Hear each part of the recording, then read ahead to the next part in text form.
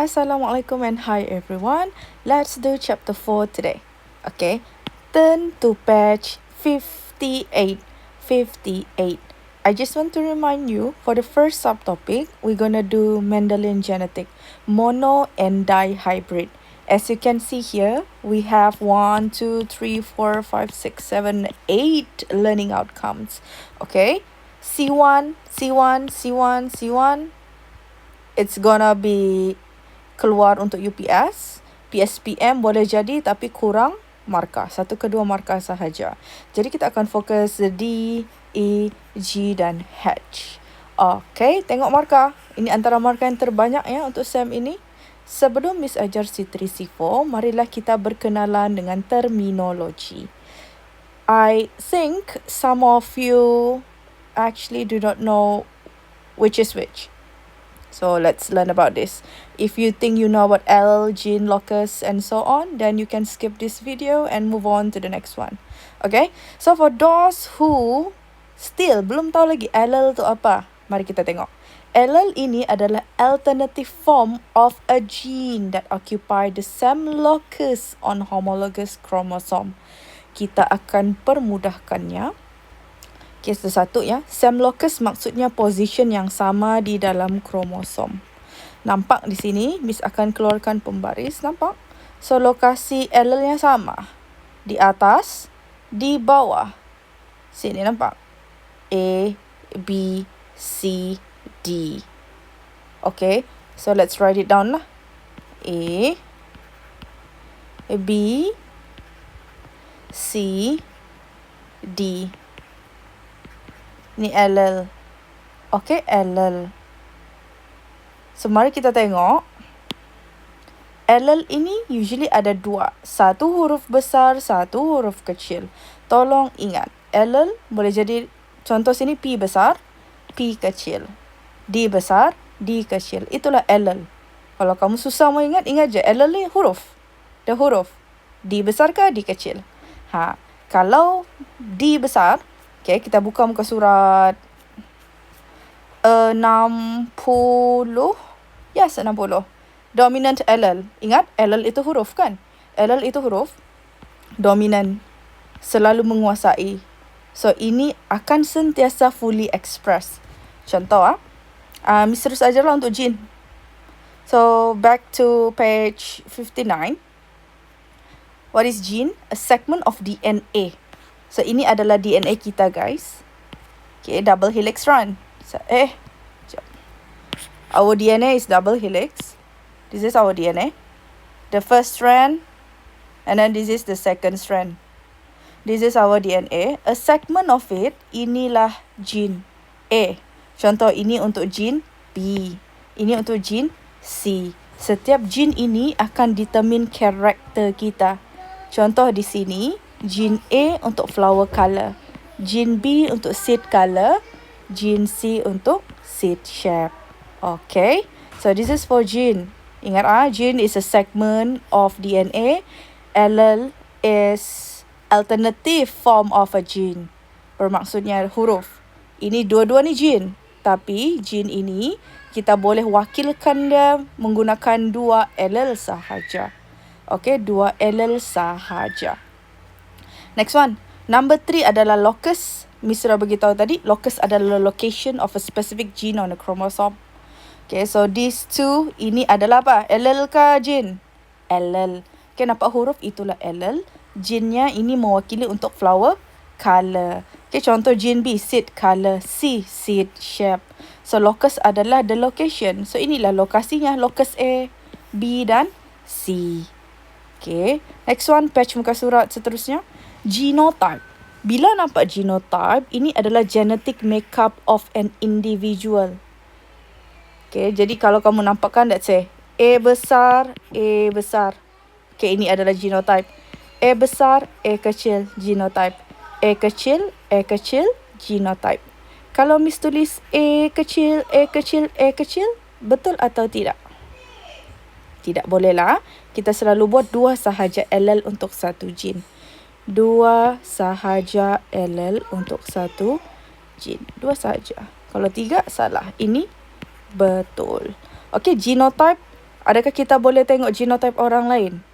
Can you see someone else gene? Kalau ada, bagi tahu Miss. Okay, Miss boleh jual kamu. Next, phenotype. Phenotype adalah observable traits of an organism. Maksudnya yang boleh nampak. Okay, we can observe it. Kita boleh nampak. So tadi genotype tidak boleh nampak. Namun begitu phenotype determined by genotype. Yang kita nampak kan, contohnya paling senang, rambut kamu. Adakah lurus atau bergulung ikal? Itu semua determined by our gene, our genetic. Genetik kita dapat dari mana? Dapat dari parents. Okay, dari DNA lah. DNA mama and papa. So genotype kita, let's say P besar, P kecil. Phenotype purple flower. Boleh beza.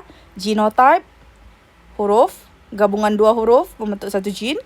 Phenotype yang kita boleh nampak. Next, homozygous. Homozygous perlulah identical. Nama pun homo. Arti homo adalah sama.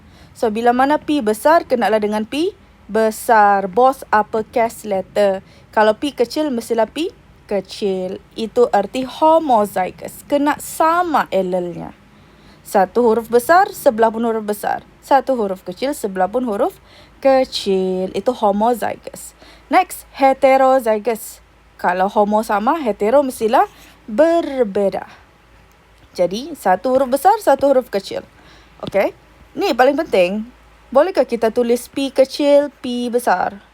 Tidak. Kita akan selalu tulis dominant dahulu, baru recessive. Okay? Dominant allele, huruf besar artinya, guys. Recessive allele, huruf kecil. Self-cross, kita akan cross di antara male and female part of the same flower. Usually pokok lah. Manusia jangan macam-macam. Macam tak pernah lagi Miss dengar ya. Manusia sama. Okay, let's not talk about it. But this is about flower. Alright. Test cross. Test cross nanti Miss ajar. Miss akan buat video lagi satu lah.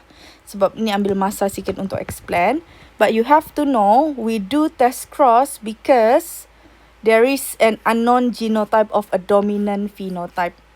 Okay, take it slow. Dominant phenotype yang kita boleh nampak, right? Boleh nampak. Tapi kamu kena tahu kan, genotype ada 3. A besar, A besar, A besar, A kecil, A kecil, A kecil. Okay, ini dominan. Okay, mestilah dominan yang menang kan. So, kita bagi contoh lah. Black color is dominant. A besar, A kecil, siapa yang menang? Dominan. Jadi, mestilah warnanya black.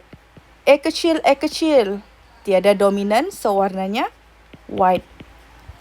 Jadi, bila Miss bagi tunjuk ni kan, black, white. Contoh kamu nampak kucing.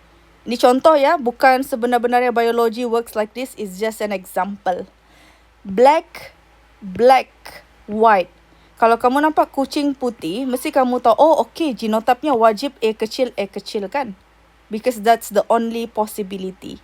But when you look at black cat, do you know the genotype? No, you cannot know. Because you can only see, oh it's black, but you do not know the genotype.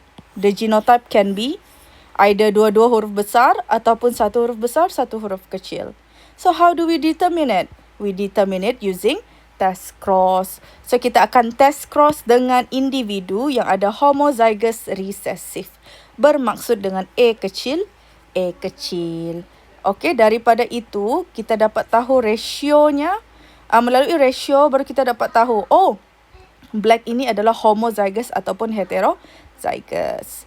Okay, ini nanti Miss explain lagi.